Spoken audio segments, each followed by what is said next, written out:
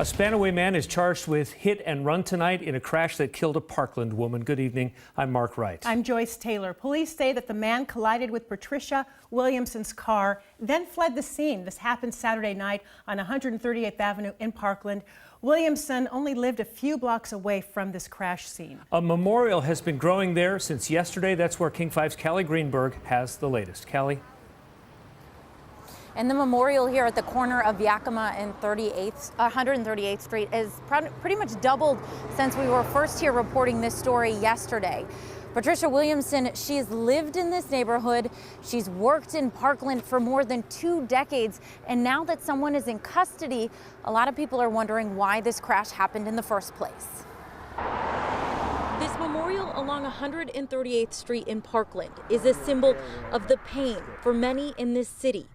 On Saturday night, this is where Patricia Williamson's car collided with another driver. She died at the hospital. The other driver, now identified as Daniel Fullerton, is accused of leaving the scene. Williamson lived in Parkland, and for roughly 2 decades, she was a paraeducator for the Franklin Pierce School District. In a statement, the district told us she had a huge heart for kids. She had a calm and comforting demeanor that established trust and care among those she interacted with. Sunday afternoon, these flowers were placed by loved ones of Williamson at the crash scene.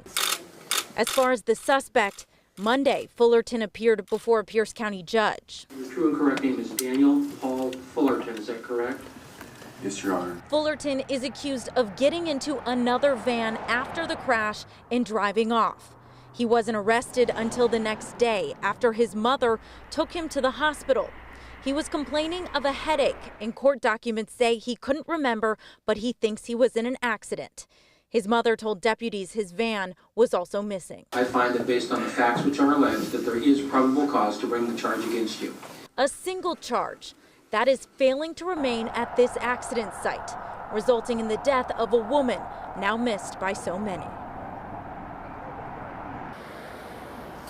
And the school district said she'll be missed by students, staff, families, as well as the broader school district community. As for Fullerton, his bail was set today at $100,000. In Parkland, Kalie Greenberg, King 5 News.